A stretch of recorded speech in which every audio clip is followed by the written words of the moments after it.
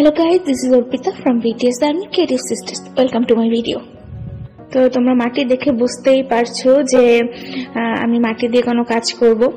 আসলে মাটির কাজটা আমি কোনোদিনও প্রফেশনালি শিখিনি কারোর কাছ থেকে, জাস্ট শখের বশেই করি। আমার খুব ভালো লাগে মাটির কাজ করতে, তাই ভাবলাম যে আমি আমার বাড়ির সরস্বতী পূজার ঠাকুরটা নিজের হাতে বানাই, মাকে নিজের হাতে বানাই। আমি কোনো প্রফেশনালি পাই না, আর প্রথমবার ফর দ্য ফার্স্ট টাইম আমি মূর্তি বানাচ্ছি। তো হয়তো অনেকটা বেশি সুন্দর হবে না, বা আমি তোমাদের শেখাতেও আজকে মূর্তিটা বানাইনি, জাস্ট আমার এক্সপিরিয়েন্সটা শেয়ার করছি। এই যে তোমরা দেখতেই পাচ্ছ, বলতে বলতে আমার কিন্তু মূর্তিটা বানিয়ে শুকানো হয়ে গেছে। তো শুকাতে আমার অনেকদিনই টাইম লেগেছে, যেহেতু এই মূর্তিটা কোনো কাঠামো ছাড়া বানানো হয়েছে। তো আমি জাস্ট আমার বানানোর এক্সপিরিয়েন্স তোমাদের সাথে শেয়ার করলাম, প্রথমবার মূর্তি বানানোর। তো আমার কিন্তু বেশ ভালো লেগেছে বানাতে বানাতে, মনটা খুশি হয়ে গেছে যখন আমি বানিয়েছি। আমার কাছে এটা প্রথমবারের তুলনায় আমার বেস্ট কাজ করা।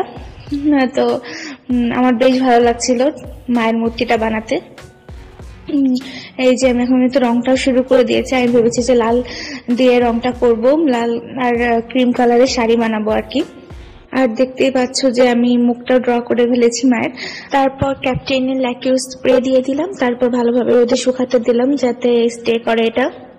তো আমি কিন্তু অনেকটা স্যাটিসফাইড, প্রথমবারের তুলনায় বেশ ভালো হয়েছে আমার কাছে মনে হচ্ছে।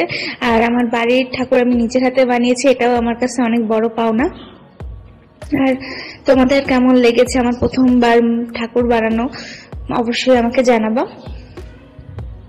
আর সবাইকে সরস্বতী পুজোর অগ্রিম শুভেচ্ছা। Thank you for watching, love you all.